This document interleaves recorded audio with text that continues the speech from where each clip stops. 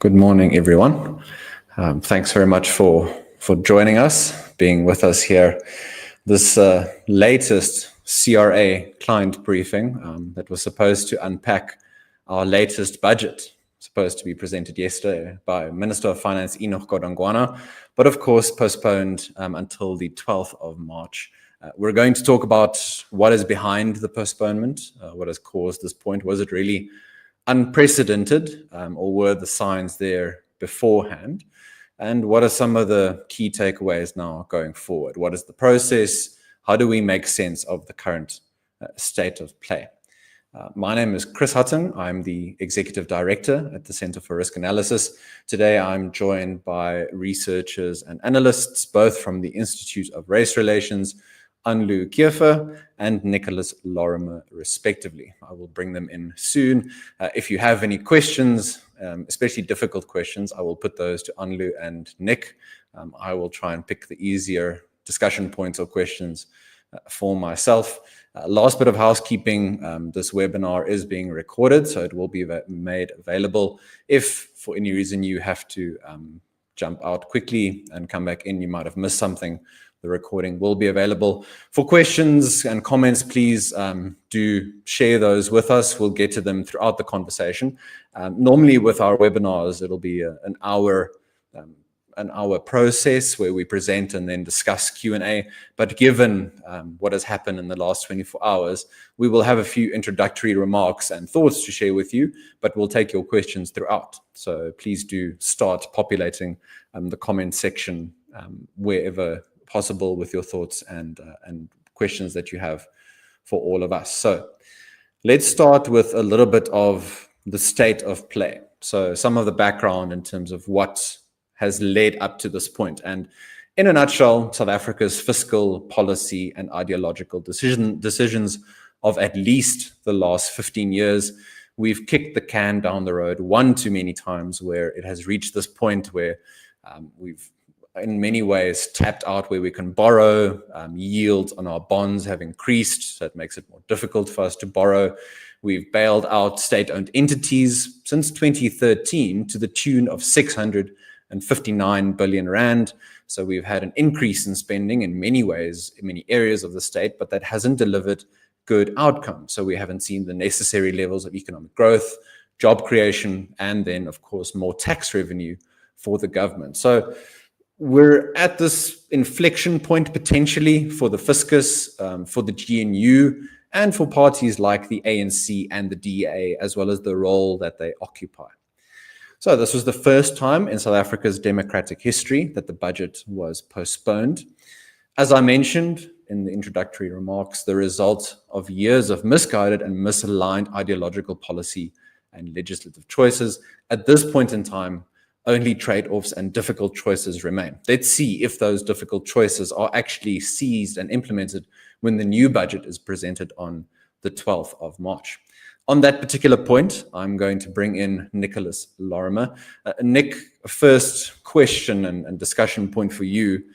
Do you think this was inevitable? Is it right that I'm talking about it as an unprecedented event in terms of this budget being postponed? Do you think perhaps for the DA, they decided to wait until now to really use the leverage that they have in the GNU?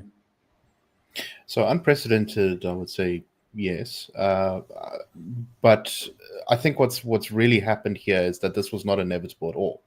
There's been an open question as to how much power and influence some of the non-ANC parties had within the GNU, as to whether they would actually be able to make serious changes to policy. And we've seen over the past couple of months a number of big fights on various pieces of legislation, everything from the Bella Bill to the Expropriation Bill to fights over the proposed implementation of the National Health Insurance. And in every single one of those cases, it was not clear whether the smaller parties to the GNU were going to be able to actually get their way or have significant influence on the outcome. I was very critical of SONA, and I felt like in many ways it was the kind of SONA that would be given just in previous years when the government of national unity had not been formed. So it wasn't inevitable. And what I think has happened here is that the the GNU partners, especially the DA, but many of the smaller parties proposed this or opposed this budget, basically flexed their muscles. And if I can make a sort of somewhat clumsy analogy, when the GNU has been, and South Africa's economic policy has been a little bit like someone who makes a New Year's resolution to lose weight and go to the gym every week. And at first they go once or twice and they're very enthusiastic, and then they very quickly slip back into old habits. It was a little like the formation of the GNU. It was formed with this great enthusiasm. We saw investors getting far more excited about the country. There was some hope that the sort of status quo of the last few years would be broken up and the country would begin moving in a more positive direction.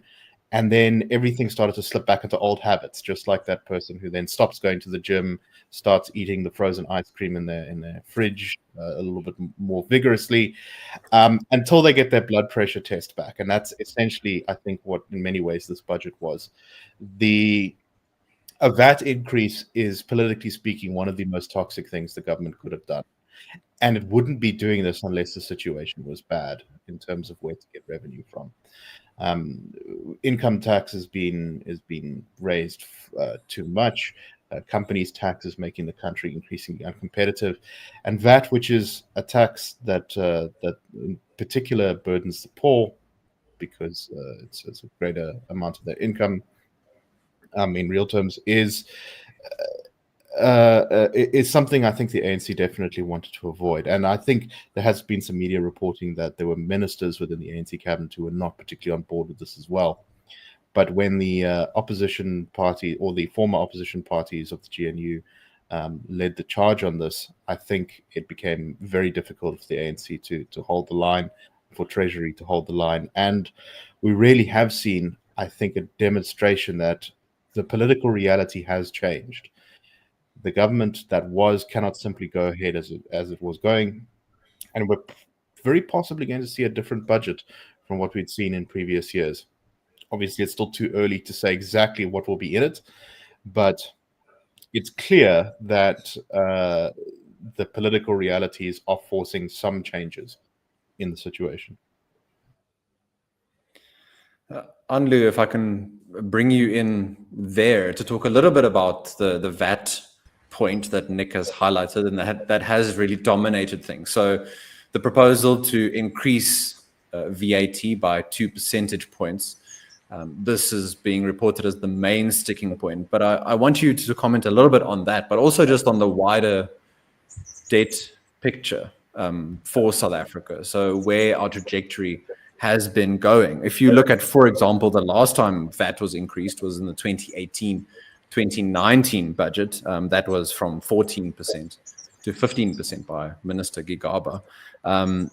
But if we just look at the state of our SOEs, our rising debt to GDP ratio, last time around 75, 74%, possibly as of this budget at the 80% mark, where we borrow more, but the spending that happens isn't focused on things like infrastructure, etc. For example, around 22 cents of every rand that the government collects in tax revenue goes towards servicing our debt. So just a comment from you on VAT and South Africa's debt burden. Yeah, there's quite a lot to comment on. So one comment won't be enough, but I think to give a little bit of context, perhaps, I would like to just say that Nick's analogy of a New Year's resolution, I think, is quite appropriate. What I do think is that, to some extent, it actually was inevitable. Perhaps not as much as in a political sense, but definitely in an economic sense. And I'll get to the debt burden now, and I'll get to the VAT in a moment. But I think I agree that it was a little bit uncertain at some point. Well, even up until yesterday at 2:00, it was uncertain whether the smaller parties would actually be able to pull their weight in a sense and to put their foot down or flex their muscles, as Nicholas said. But I think because we are in exactly as a difficult position as we are, that is why it was inevitable, and it is inevitable. And what will come from this budget is a little bit difficult to say at this stage. There was a few leaked documents. I'm not sure if that's politically correct to say, but yeah, at this stage, it's a little bit difficult to predict what will happen. So we can only reflect on what we know at this stage. So first, for VAT, Nicholas is 100% correct in the sense that VAT is the most politically sensitive topic that there is. I mean, we've seen over the past couple of weeks, I should mention that we've also heard that there's a little bit of a conflict perhaps happening between the SARS Commissioner, Edward Kieswetter, and our Finance Minister. But regardless of that, we've heard Edward Kieswetter on multiple occasions say that it's not a good idea to increase VAT.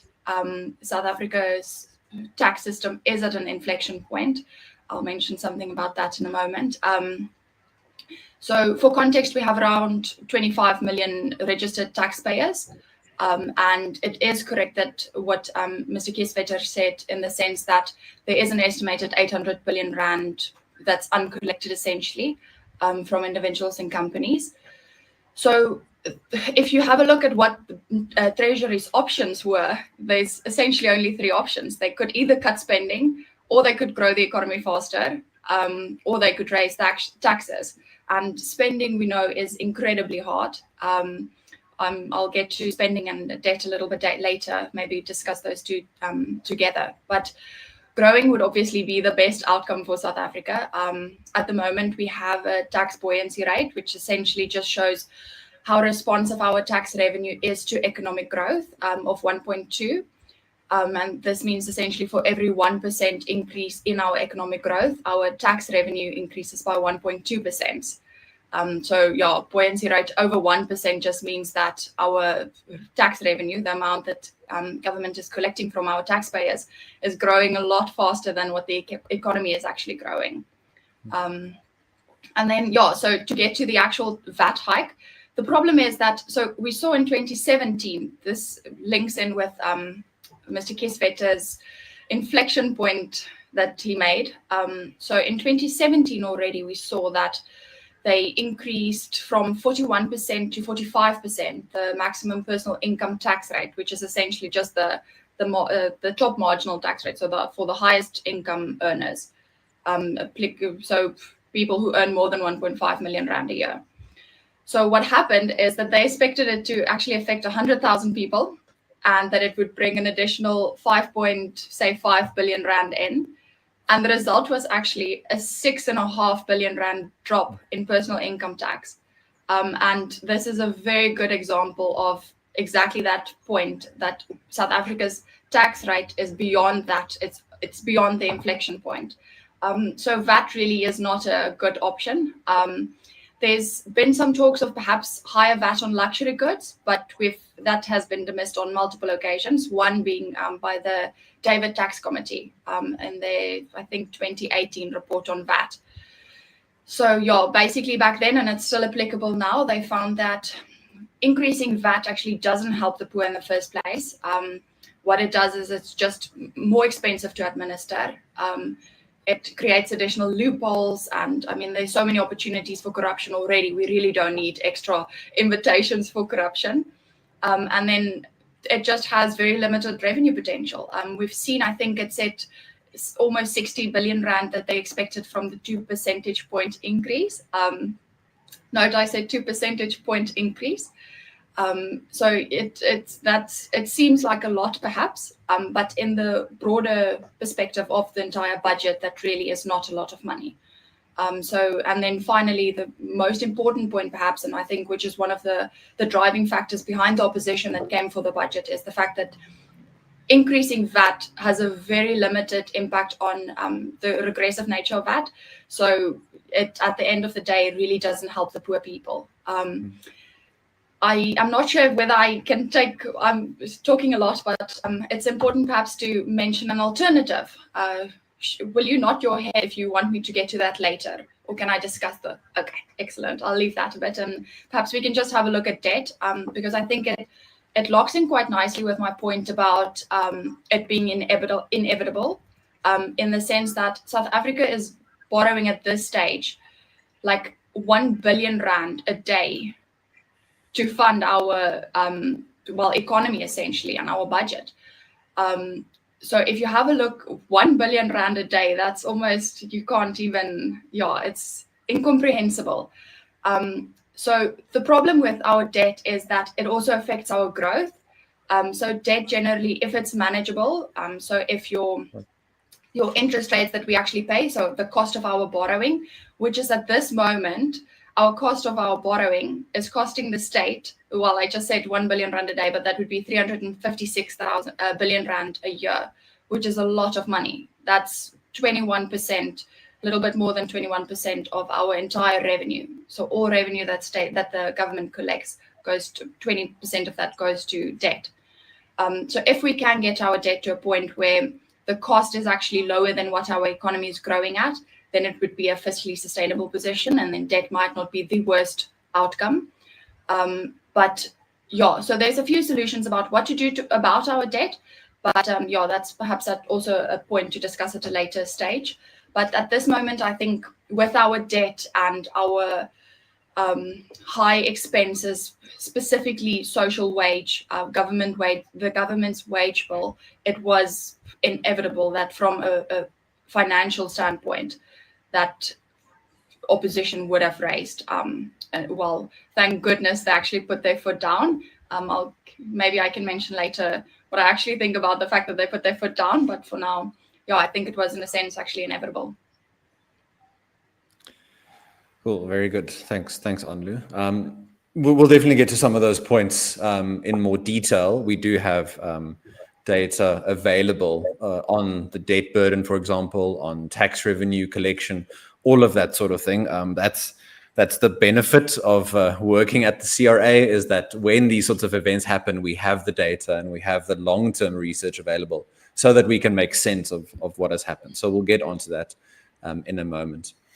Nick, I'm going to come back to you. So on the GNU, we've talked a little bit now about the budget itself and VAT, etc., but the wider implications for the GNU.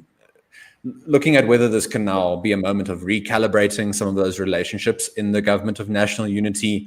So, for example, you have more and more clearly defined poles of power in government. So I know this is the first time in South Africa's democratic history that the budget has been postponed. It's uncertainty for markets, and markets hate few things more than uncertainty. But on the other hand, a good sign perhaps that the GNU still hangs together despite this core disagreement around voting for a budget that dictates and defines government spending going forward. Do you think one can take some of the good points from this, or am I huffing too much copium? So the past couple of fights in the GNU have been focused around pieces of legislation that had been passed by the previous parliament. NHI, Bella, and the Expropriation Act. So the sort of direct tool of leverage that the smaller parties in the GNU had didn't fully exist. They had their agreement and their discussions within cabinet and all those measures to be able to try and influence the way things are going. But at the end of the day, those things had already been passed as the law of the land, and so they had to be, the winding them back is much more difficult. But now we're seeing that at the when it comes to new stuff, and the budget is the most important of new things that Parliament has to do, you need the votes. You need to cobble together a coalition, and that means you need to start talking to everyone involved and say, okay, are you going to support this bill, this budget, whatever it is that's going through Parliament? So I don't know if clearly defined roles is the right thing to say here. I don't think there's going to be. I think there's definitely going to be uncertainty. I think what we're probably going to see is almost a fight on every major issue that looks a little bit like this, where there's a lot of negotiation behind the scenes, horse trading as to who exactly is getting what. And I think that has that's actually been remarkably absent. That's in fact how many sort of unstable coalitions between parties that don't entirely agree work all over the world. And in fact, up till now, it had been the ANC had been very dominant. So with Parliament playing that role, I think there's going to be a lot of that. The only thing worse than uncertainty for markets, I think, is long-term bad policy. And if things continued on the trajectory they were going, then there wasn't going to be much to look forward to in South Africa's economic prospects for the next couple of years. So while this may cause some ructions and unhappiness in the short term and some worry about whether the budget will get put together, I think that will pass, assuming the budget is good. Now, this is still an unknown question. We don't know exactly what's going to be in the budget. We don't know whether, for example, the VAT increase is going to be entirely taken out, or whether it will simply be reduced to, I don't know, maybe 1% rather than 2 percentage points. So a lot of questions still to be answered. But what I think we've really seen is that this is the first very concrete demonstration that the political dynamics have changed. Just to stick with you, Nick, on that point. So, I think it's important to then measure a future budget and how the GNU functions or doesn't relative to this point. So it's not to say that now the new budget will be perfect, from our assessment, or the functioning of the GNU will be perfect. But I think it's part of the, assuming that the GNU has, let's say, 5 years, it's part of the growing pains. This is something we have highlighted in the past, that this sort of thing, given that this is a national coalition government, this is a very high likelihood of occurring. So it's not necessarily an aberration. No, not at all. In fact, I think growing pains is not quite the right phrase, because that implies that this is inevitably going to go away at some point, once the growing is done. This is a very antagonistic relationship. This is one born of the fact that the alternatives for both the DA and the ANC were so much worse than this coalition agreement they've made with each other. They agree on almost nothing. Their policy outlooks are very different. Even if you start to include the smaller parties as well in the GNU, then you get an ever increasing amount of complexity as to what the government actually agrees or disagrees on. So this is not an aberration. This is exactly, I think, going to be the norm going forward. We're still seeing a lot of conflict between ministers and deputy ministers of different parties. There's constant attempts by the various parties to sort of lock each other out. I saw the DA put out a statement the other day claiming that at a meeting with UN officials, its representatives were prevented from speaking, whereas all of the ANC MPs were allowed to speak. This is the kind of tension that's constantly going on. So seeing this as a coherent, united bloc, I think is actually kind of not correct. In reality, there is intense warring factions within the government on every single question, personal appointment, policy management, where budgets will be spent. So don't expect less of this kind of thing, expect more of this kind of thing. That doesn't mean the outcomes will be bad, though. In fact, South Africa definitely needs some churn in its political environment because we've been sclerotic for far too long.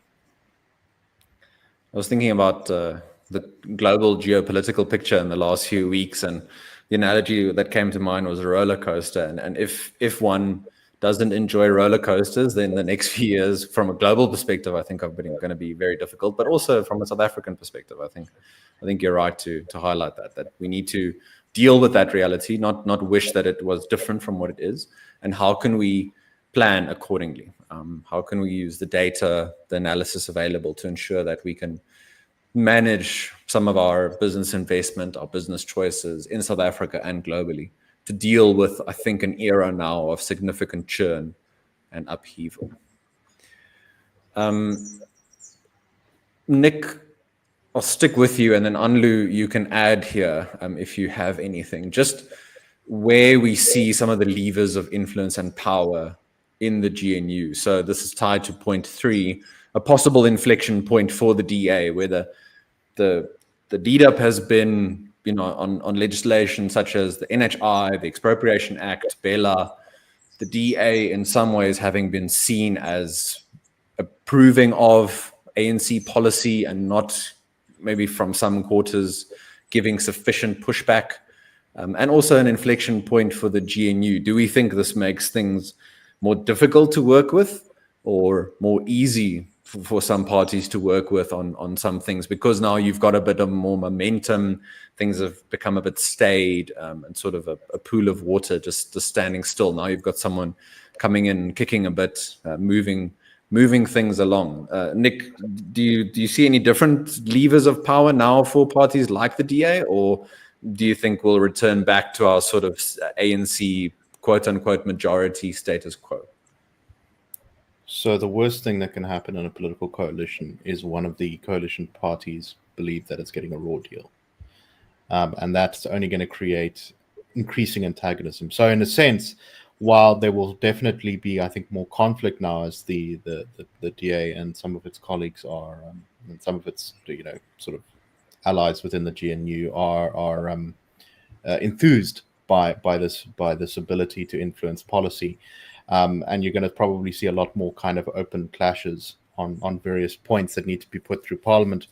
I think ultimately they actually feel a lot better now about staying in the GNU. They've threatened a number of times to leave, seeing that they're going to get their way on a couple of key issues is more likely to make them stay.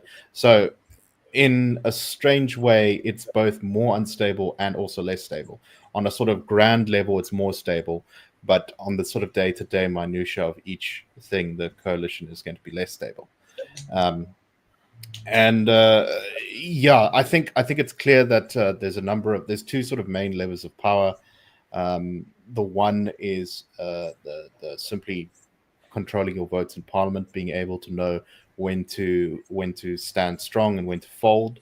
The government needs those votes in order to operate properly.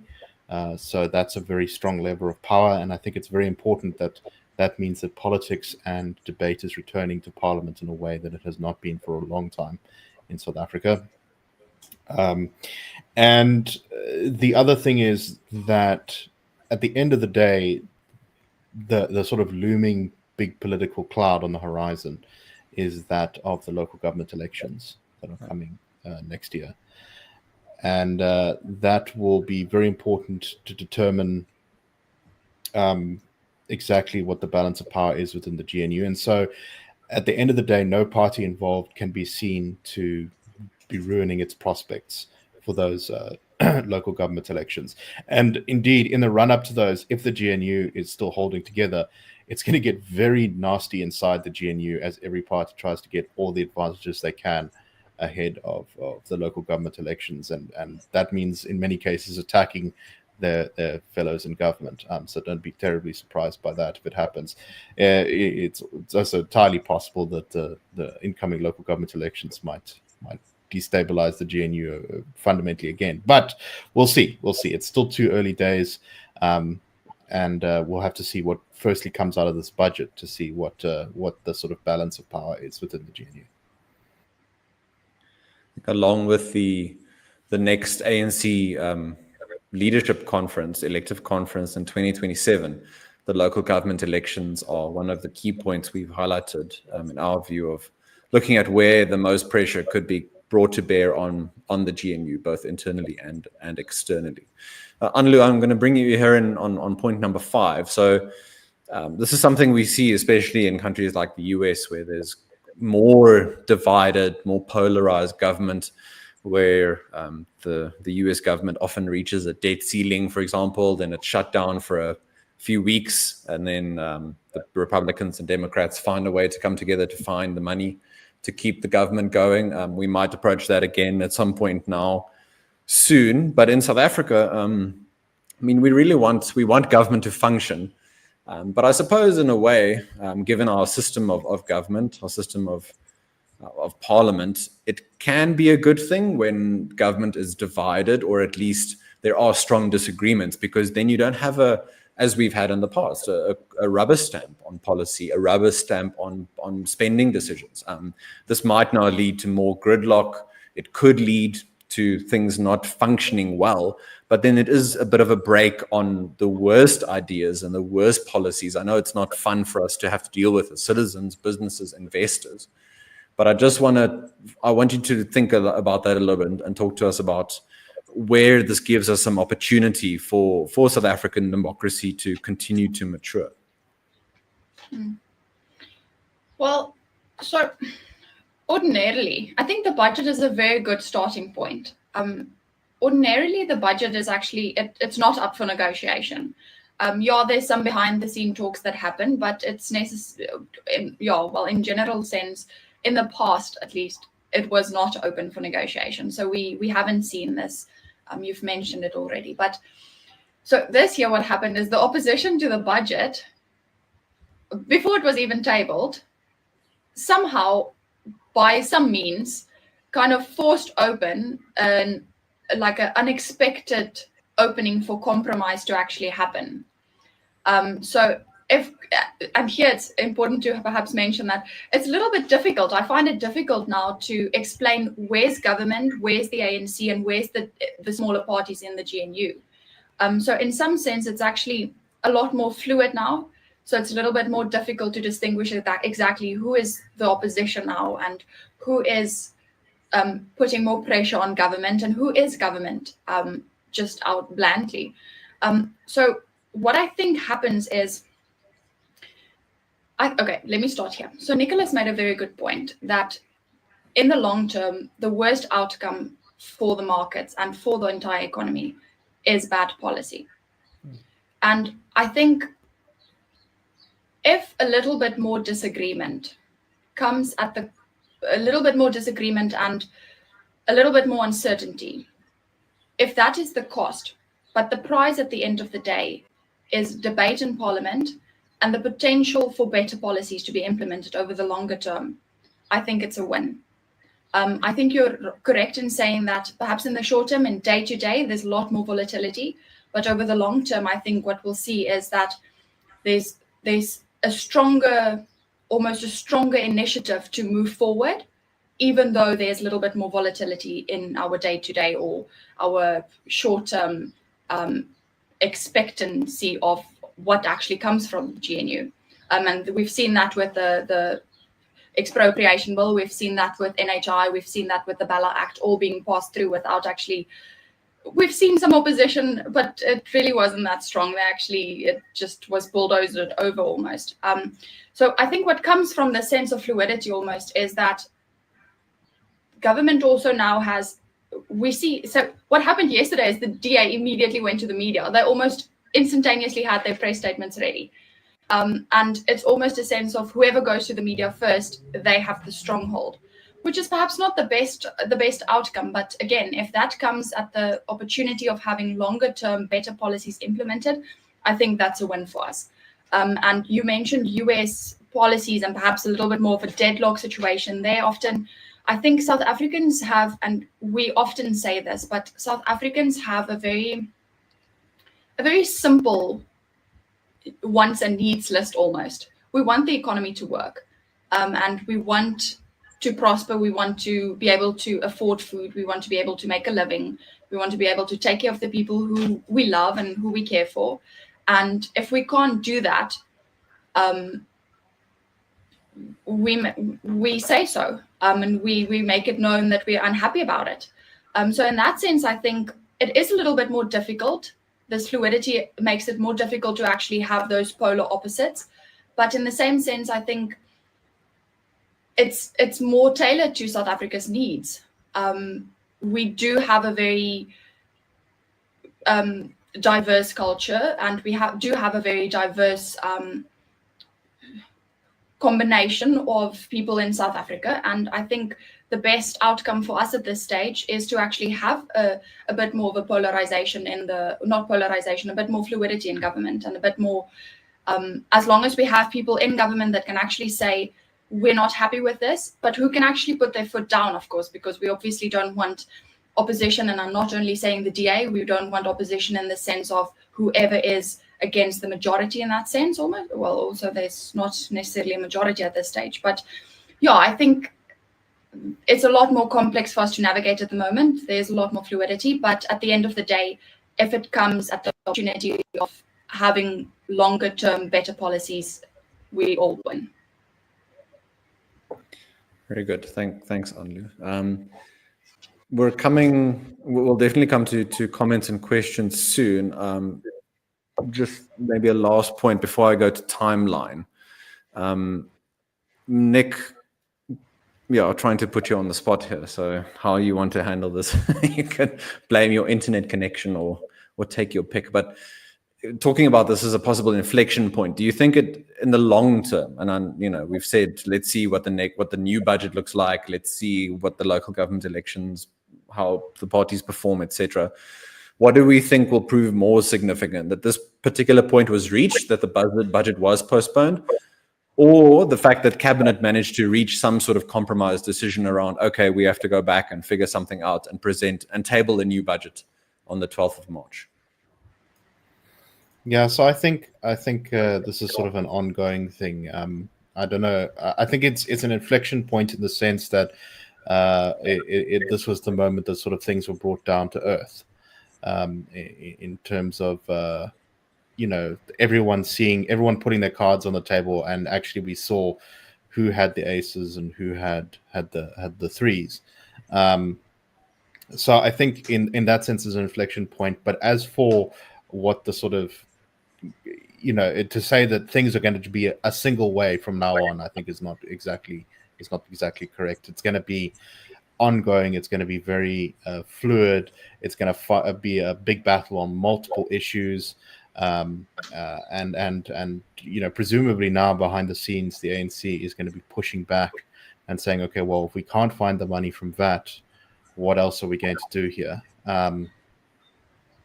And we'll have to see if a change or compromise is made on that front. So in a lot of ways, I think it's too early to tell exactly what this means in concrete terms. But in the sort of grander scope political terms, I guess you could call this an inflection point. And just a last point from my side around how this impacts government's credibility and citizens' trust in the government. So given what has happened and what has been reported, this could be a boon for government's credibility, especially from a fiscal point of view, that this point was reached and is being navigated. And again, we'll have to see what the new budget does present, but also it might reinforce at least some citizens' trust in the GNU, which we did see was quite high. We saw it in our polling and the polling by other organizations following the formation of the GNU, that citizens were optimistic about the GNU. Some of that has receded, but let's see now. Again, it's all relative. Let's see what the new recalibrated budget looks like and whether that can be a reinforcement to the credibility of government as well as reinforce trust by citizens. Some of the next steps, just in terms of timeline to give us an idea. So the new budget is set to be tabled to Parliament on the 12th of March. This process involves a new fiscal framework, budget allocations, and indeed a new 1,000-page budget. From parliamentary documents, Parliament typically passes the budget 4 months after the start of the financial year. The financial year starts on the 1st of April and ends on the 31st of March of the following year. So if we take that timeline, the budget needs to be tabled to Parliament on the 12th of March, and it must be voted on and passed by the 31st of July. So there is quite a bit of time yet for things to be worked out, if they are worked out. So let's see how that shakes out. That's just to give an idea in terms of timelines. I'm going to stop sharing my screen now and just come back to our sort of landing page / home page so I can look at some of the questions, of which there are quite a few. So I'll start with the most recent from Derek. Thanks very much, Derek, for being with us, and indeed to all of you for giving us of your time this morning, for spending some time here with the CRA. So Derek asks, in a Business Day article this week, Old Mutual economists said that South Africa could see Moody's and Fitch revise their credit outlooks from stable to positive within the next 6 to 12 months, noting that S&P had already upgraded their outlook. They haven't upgraded their actual ratings, just their outlook. How will the delayed budget impact this view? Anlu, I think I'll throw that one to you, please. Yeah, so as context, it's also important. Well, it's firstly important to create a little bit of context for those people that they're not too familiar with credit ratings. So in 2023, Moody's and S&P said that South Africa's sovereign debt rating was sub-investment grade. And yes, they did now say that's a stable outlook. And then in January last year, Fitch just essentially affirmed that the country's long-term foreign and both their local currency debt ratings were at BB, and essentially it had stable outlook as well. So Fitch, the reason they gave for the ratings is firstly low real GDP growth, then high inequality, which is a little bit more difficult sometimes to actually quantify, but a low GDP growth is very easy to see. South Africa has, over the past couple of years, 1% average growth, which it's nothing. And then they also said that there's a high and rising debt to GDP ratio, of course, and there's a very modest fiscal consolidation path, which essentially just means that we're not at the stage of austerity, but they're trying to stabilize our debt. As an interesting point, perhaps, the leaked budget document yesterday mentioned that our debt will stabilize this year. It has indeed stabilized at 76.1% debt to GDP ratio. So we'll see how far that gets us now with our adjustments that needs to happen. But yeah, so essentially what government needs to do to improve South Africa and to establish it as an investment grade, we'll have to focus on firstly increasing our GDP growth, and then secondly stabilizing debt, and stabilizing debt, well, not stabilizing it, but getting our debt service costs down. So there's many people that set their minds to June for the ratings to improve a bit, or to come off the grey list. But I suppose with recent events, it's perhaps more likely. I think there's another there's a potential meeting in October. We might have to move our mindsets a little bit further. We should keep in mind that investors do requires a sense of, Nicholas also mentioned it earlier, like instability or uncertainty is the Achilles heel of the markets, and they do require an extra reward if there is an increased risk. So yeah, I suppose we'll need to keep an eye on it. There's no definite answer at this stage, but we didn't see the markets react too badly yesterday. We saw the rand, I think it depreciated by like 0.9%. It's not its worst day. The bonds had a little bit of an issue, but yields didn't actually climb too much.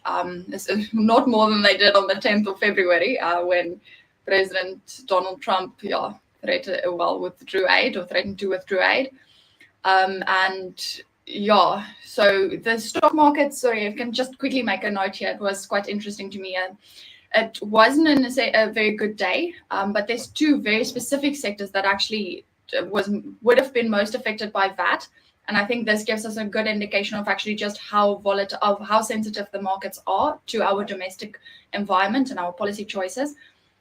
Retailers, the stock market fell by 2.2%, and banks 1.1%.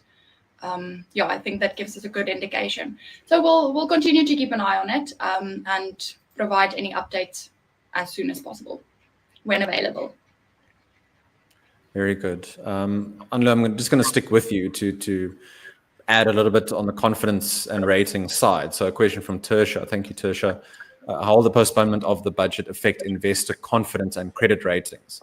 So I think there could be good and negative aspects here. So the fact that there's strong disagreement and it's postponed indicates that, the GNU, the cabinet can disagree and still want to work together. They haven't permanently left the room. But also, depending on now what the new budget offers, in that context, it could then hit again investor confidence and credit ratings, depending on what is offered. Let's say it's a one percentage point VAT increase. Then the narrative will be it's a bit of a bait and switch sort of idea. Yeah, well, so I think we're all a little bit in limbo at the moment, actually, both us as just people, but also as investors, and the markets in general. I think we're waiting. There's no saying at the moment which way it will go. I think it's a good way to explain it, that it can either indicate that there's a lot more power on the side of a movement towards growth, or there's a lot more power on the side of the movement, which we know proposed policies that's not actually moving in the direction of growth. So it's a very difficult position to be in. But I think what is very important to keep in mind here is that if we weren't in such a horrible position in the first place, then perhaps we wouldn't have been such a bad financial position in the first place, or fiscal position in the first place. We wouldn't have been in such a difficult position now. So yeah, it's a little bit of uncertainty. There's not, unfortunately, not a direct answer. But I do think it will affect whichever way it goes. What we can be certain about is that it will affect confidence, both foreign and domestic. So at this stage, unfortunately, I don't have a straightforward answer for you. It's a little bit difficult. I hope that it will go in the direction of more investor confidence and in the direction of a pro-growth government and environment. I do want to add as well, I think, just to highlight there, one thing only you covered on the choices that are within our control to make. And now in a time of increased global geopolitical volatility and uncertainty, when you don't make the right domestic fiscal choices, the right policy choices, you leave yourself much more exposed when that volatility increases. And what does volatility mean? Well, it means investors demand a higher risk premium for investing in one's country. Investment is a bit more skittish.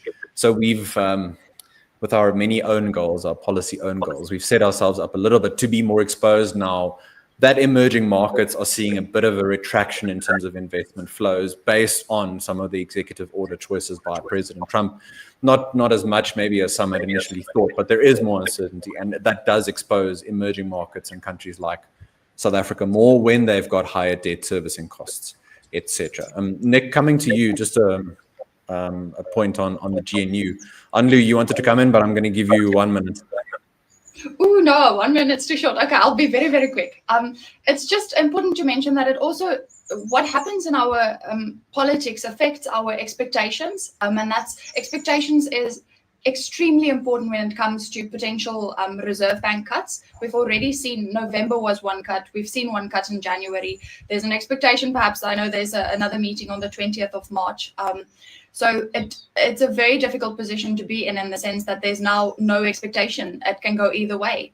And yeah, we've just seen inflation at a little bit of a lower end. So expectation is in a difficult position at the moment, just as I mentioned. 1 minute. Very good. I think that might have been 1 minute 30 seconds, but not half that. Nick, coming to you, just on some of the implications, we did discuss it initially, but just on the GNU. Let's talk a few comments here from Dr. Ramabulana. So thanks very much for that, Doctor. 2 questions. Will the ANC and the DA rise above ideological battles to serve the country? Will internal disputes hinder progress? And then secondly, maybe just where you think, Nick, where some of the reforms, the low-hanging fruit reforms could be. So, for example, suggested instead of relying on VAT revenue, government can agree to cut unnecessary spending by, for example, reducing public sector wage increases, trimming underperforming SOEs like Eskom and Transnet, and eliminating wasteful government contracts. So just on the ideological disagreements, and then where you think some of the wins could be. So I don't want to get too philosophical, but I think there's also a point to be made here about how the question of ideological differences. I mean, ideological differences, they are differences over what it is that will actually transform the country and change its politics. So they can't, in a sense, rise above those disagreements, because those disagreements are the core to the entire question of how do we actually change South Africa into a country that actually, to be honest, most South Africans and even most political parties sort of agree that it should be, which is a prosperous one with lower levels of poverty, low levels of unemployment, etc. As to whether they will be able to work together, I think, like I said, this is going to be sort of on an issue-by-issue basis. I think it's fairly clear that it's not a happy marriage, and it's not going to get much happier anytime soon. But a sort of grudging division of you get this, I get that kind of transactional arrangement, I think, is possible. And that could see that sort of churn from the debate between the ANC's view of the world and the DA's view of the world may create more positive outcomes in what we actually get out of government. Low hanging fruit. I mean, I don't know how low hanging things are. You could always, I guess, a key one would be to reduce the burden that a policy like BEE places on many companies. You could, as you said, reduce wasteful spending, and there is a lot of wasteful spending. You'd need to hold officials more to account for various problems, the misspending. One of South Africa's great problems is that we it's not that we're completely super flush for cash, but we're also not the most, we're not in the same position that a country like Malawi might be in, where the finances are almost non-existent. South Africa's very big problems. Unfortunately, we spend a lot of our money very poorly. You can see this in fields like education and health, where significant amounts of the budget are put towards these sectors, and yet the outcomes are not great, particularly in education. So there's holding officials to account for lack of spending. There's ending things like cater deployment. There's ending the sort of over-centralization of decision-making in Pretoria, and allowing municipalities and provinces to have a little bit more say in certain things. And then, of course, there's slashing regulations through the Department of Trade and Industry. Those are, I would say, the easier ones to do that don't necessarily require big legislative changes. There are many more reforms that need to be done in South Africa to get our economy growing, to see things like poverty reduced, to see investor confidence reach the potentials that it truly has, to see our industries booming again. But those would be a good start. And so far, I think there's been very little progress on any of those points. Nick, just sticking with you on the ANC specifically, so a question around whether we think what has happened, how it will affect the ANC's approach in general to pushing through their decisions. Would they think of this as a moment to reconsider their somewhat bullish approach, or would they simply step over it and try to continue as in the past? I think this has been something we try to highlight since the formation of the GNU, where the ANC in 2004 reached almost, 74% in an election, down now to 40%. In the 2019 election, the party was at 57%. That has serious, not only psychological implications for one, but also worldview implications. If you now have this bit of a crisis of confidence that you think you're leading this revolutionary movement, but voters aren't responding to that, how do you go on from that? In many ways, it has appeared from the outside that the party has wanted to continue as was before. Yeah, so I think this is kind of the crisis, is that the ANC doesn't really know what to do with itself. Some of this is because a lot of the ideological decisions it's made over the years, particularly when it comes to economic policy, have not worked out. The ANC, I think, did sincerely believe that many of these decisions it made would transform the country's economy in a very fundamental way, and yet, while we've definitely seen big changes over the last 30 years, the scale is not nearly close to what anyone had hoped for, I think. And per GDP capita has gone down for quite some time now. So I think the ANC is an organization that's sort of in a fair amount of crisis. It's very divided internally. It doesn't really know what approach to take going forward. I think that there's some who sort of say, okay, well, we need to moderate a little bit on our ideas. There's some who say, no, we just need to implement them better, which is always a kind of a code for we're going to do nothing. And then there's those who sort of say, no, we must triple down on everything and we must become more like the EFF and MK. And layered on top of that are endless factional battles over who gets access to patronage, who gets access to political power, who's going to be in charge. And that's only going to get worse in the lead up to the next ANC's leadership conference. So no one, not just me, but I don't think anyone can tell you how the ANC is going to approach decision-making from now on. This is definitely something that's going to rattle the cage quite a lot. And what actually falls out, I think, is very difficult to tell. I don't think anyone knows. And this is going to be used in those internal battles within the ANC to try and work out exactly what their response should be. But I don't think anyone really knows the answer to that question.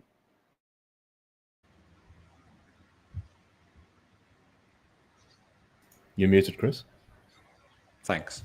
Only to bring you in here, just a question on policy choices. So I mentioned earlier some of the own goals that we've made in terms of our policy choices. And when I talk about that, I mean those things that are within our domestic control. So we can't control global geopolitics, but we can, for example, ensure that our ports are efficient, that our railways function, that we make the cost of doing business as low as possible. We've seen, for example, administered prices or costs, those prices that are set by the government, increasing over time. So the fuel levy, electricity prices, the consequence of, for example, having a monopoly in electricity, as Eskom has been. Those things all impact on not just established businesses, but the ability and the room for new businesses to enter different sectors and different markets. We increase the cost of compliance, of doing business, and then we turn back and we say, look at how brittle our economy is. Look at how few taxpayers we have. Look at how much our debt burden has increased. But we set ourselves up in that direction. Are there any other policies that you want to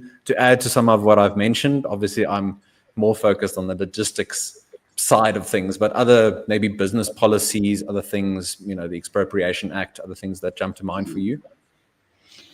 Yeah, there's a few. I don't know if you'd like. You're welcome to put up the slide that has it on. Otherwise, I'm just anyway going to talk about it. So let's perhaps start by something as simple as NHI. Well, it's not simple at all, but if you just consider NHI, for example. So we've kind of had a look at some of the estimates. It's important to put a value to it because it explains just exactly how absurd it actually is. So if you current, the budget for the health department at the moment is 260 billion. I'm rounding up or down. I'm just saying 260 billion. It's 259, so it's 260. And then, so to get to an estimate, say there's 9 million medical scheme beneficiaries at the moment. There's only 4.1 million of them who's actually paying contributions. So at the end of the day, according to a very, very simple, the most simple option, actually, there's a few different alternatives to actually get to the estimate. But if you follow the most simple calculation or formula, which would essentially just take our current medical, the money that's being paid to medical schemes, and say you collect that then through taxes. I should mention it does impose a whole another chain of negative consequences and complexities that comes with it. But say it's as simple as you collect that through tax, and then the government takes that, and it takes what you would have been giving back as a tax allowance. So you remove your tax allowance, then you actually get to what our potential budget can be for NHI. And the lovely figure is 530 billion, which is double what our current health department bill is. And that would be a total of exactly 8,500 Rand per person, which is not enough to even go to the dentist twice. So that's a very good indication of just the type of policies that we're proposing at the moment. Then you have the social relief of distress grant, which has been extended now for another year. From the leaked document, it's extended for another year. We'll see how this changed. But that's another 35 billion Rand for this year and for the 2025 financial year. And over the medium term, that's 75 billion Rand. So we've heard in the State of the Nation address, President Ramaphosa mentioning that there's a potential for the social relief of distress grant he didn't say to be made permanent, but he did mention that they're looking for ways to make it more sustainable, which is code for a basic income grant, essentially. And there's even if you just take that SRD grant, there's hidden costs and there's implications that comes with it. So it's not as simple as it. But I mean, just the direction that the government is moving in and the policies that the government is moving in is really not benefiting the broader economy and South Africans. If you take, for example, our state bailouts that we've been giving, municipal debt, there's a whole series of horrible policy choices. Perhaps it's important to mention the Expropriation Act. And so I was recently, unfortunately, I won't name names, but recently in a meeting, a webinar at least that I sat in on, and when the question came up about where the budget will come from for actually compensating people for property being taken away, it was said that budget would come from the Department of Infrastructure. It would have to come out of their budget.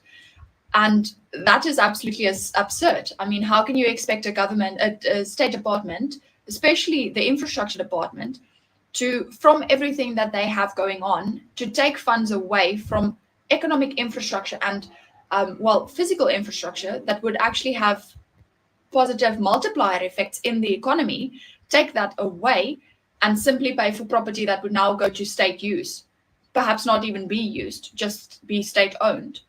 Yeah, there's a whole risk and a whole chain of negative consequences. It almost feels like I'm using it too much, but many of the policies that we see being implemented has exactly that.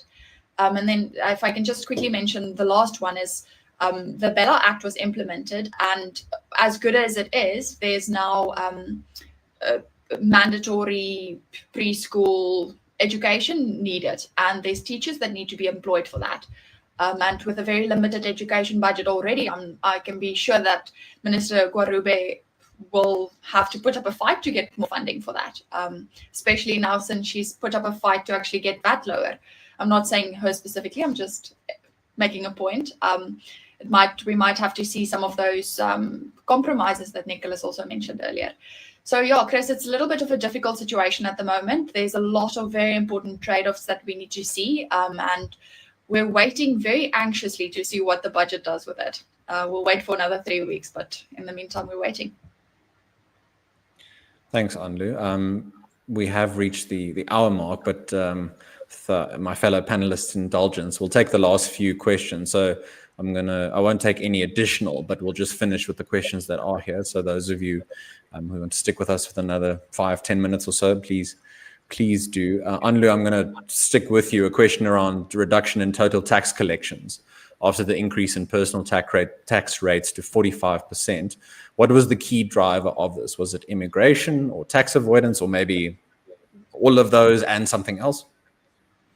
All of those and something else. So the thing is, firstly, you have to understand that beyond a certain point of tax collection, it starts decreasing. The amount of revenue collected starts decreasing. And the reason for that is, firstly, people they get so fed up that they don't want to pay taxes anymore. So yes, they find alternative creative ways to pay less tax. I'm not entirely sure about the statistics on exactly how many people perhaps say immigrated or moved to another country or simply is working outside of the country. If I can give an example of that just to explain, I know if you live in, say, you work in the US and you live there for majority of the year, then you don't need to pay. If you are in South Africa for less than 3 months a year, financial year, you're not required to pay tax here.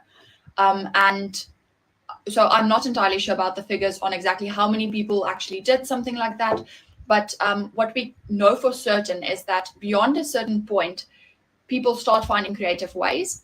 And then you need to also consider that. So this was essentially a wealth tax. And what happens with taxing the wealthy is that they have the opportunity to actually either relocate, move to a tax safe haven, and they are the ones that can actually get out of the situation. And I can promise you with a lot of certainty that the moment the rich feel pressure to actually protect what they have and what they're working very hard for, they will find solutions to move, and they will find solutions to slip underneath the radar.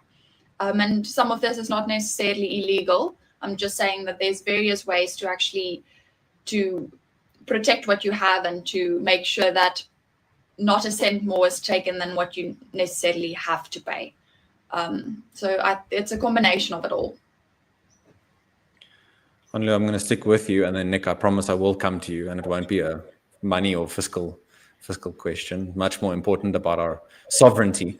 Anlu, just a question around all of this translating into the debt to GDP ratio. You did mention that it looks like it has been stabilized, and that would be a boon to what government has said the last 2 to 3 years, especially around they projected that they would manage to stabilize that trajectory somewhat and bring it more under a handle, as it were. So just remind us of the updated or the estimates, and then what do you think? What are the implications maybe for the reputation of the fiscus, but also just for government spending if we don't get a handle on that debt to GDP ratio?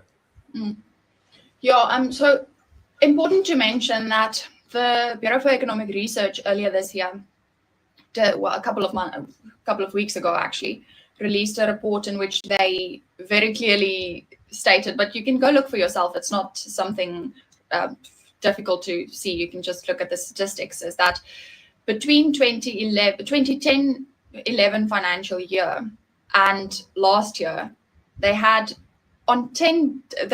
set that they'll stabilize our debt at 10 different years and at 13 different levels. So that does not sell a very credit-worthy image of our debt stabilization mechanism or what we're currently doing to actually stabilize our debt. So a little bit, that's on credibility. Then on statistics. So our debt costs is estimated this year to be 420 billion rand. That would be more than 21%. So the 21% of revenue on state debt costs. So that's how much our debt costs us. That's our interest rate on our debt that we're paying. I'm not entirely sure about the updated estimate here, but last year it was 21.3%. And then we have just perhaps can mention our gross borrowing requirement, how much we actually need to borrow. So in 2023, it was roughly like 550 billion rand, and they estimated that for this year it would be 430 billion, which is it's not a horrible image. It does point to a bit of a positive image. And then that's obviously assuming that it will actually stabilize. Just as a nice mention, I remember last year in the budget unpacking, somebody asked what's the ratio of our foreign debt to our domestic debt, and I can actually answer that this year. It's 90-10, which is 90% domestic debt and 10% of that is foreign debt. And I think that's about what you need to know about our debt situation, and it's bad enough to sell you the entire image of why South Africa needs to and why the government needs to actually start cutting somewhere. Nicholas mentioned a few very good examples earlier. BE premiums, very, very good start. That's 100 billion rand a year back in the pockets of taxpayers, and that will actually benefit the poor. We have a massive parliament. We have something like 148 government department, like state agencies, essentially. And if you actually go have a look at how much the executives in the state agencies earn and how much the government officials earn, the state agencies actually pay their employees more. And I'm all for paying your employee what they're worth, but paying them a lot more than what a government employee earns points to a little bit of a red light for me. So that's our horrible debt situation, but we're very hopeful that it will actually stabilize. At the end of March, there's a potential release on a document for fiscal anchor, something to look out for. Very good. Just to give you all a bit of an insight as to how things work at the CRA, so I promise this wasn't pre-planned or coordinated or anything like that, but the question around tax immigration, as it were. So thanks to the track record of the CRA and the data that we do collect that is available to our clients, based on the conversation from a few minutes ago, our head of information, Tamara, has found some of the stats, the data on the tax numbers. So in 2023, 1,700 millionaires left the country, taking 5 billion rand in taxable income and nearly 2 billion rand in assessed tax. So that's just for 2023. Of course, if you have any other follow-up questions on that particular point or others, that is what the CRA is here for. In the context of more uncertainty, that's what we rely on, the data, the long-term trend analysis. That's what we offer to you in terms of our value offering. Nick, I'm going to come to you on the final question around South Africa's implications for South Africa's sovereignty.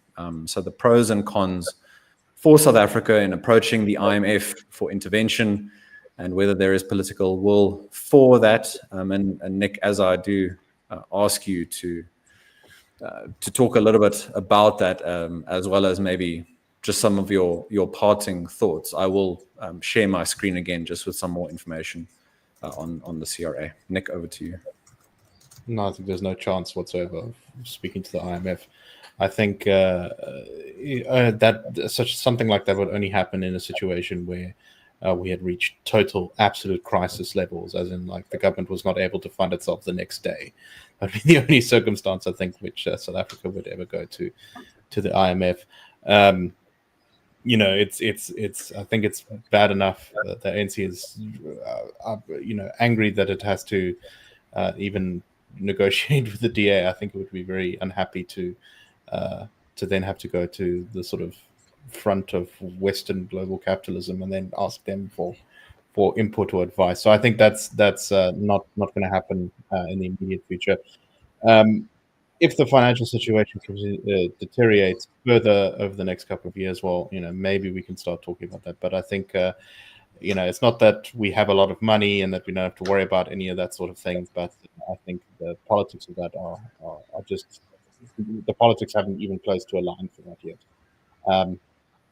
Yeah, so not anytime soon. I will perhaps add to that, and what we discussed a little bit earlier is just on our domestic policy choices. And when we make the wrong decisions, we put ourselves in a much more of a fiscal bind. That then puts us in the position where these conversations come up as to where does one get money from, which funders, what are the T's and C's attached, all that sort of thing. But I think we're going to end it there. A lot more for us to discuss, of course, but we've taken a lot of your time, and we trust that you've found value in this morning's discussion. So we thank you very much. A special thank you to our CRA clients for joining us today. If you are not yet a CRA client, and I'm sure that you will want to be after today's discussion, you can find out more information on our website, or you can contact our colleague, Sherwin van Blerk. Details are on the screen. So thank you all very much once again for your time. When uncertainty increases, when there's instability, the CRA steps up. We present the data, the analysis, the long-term trend analysis to equip you with the information you need to navigate these uncertain times, these volatile times, to make sense of it. So thank you once again. Until our next webinar, our next discussion, our next briefing, thank you all and take care. Bye-bye.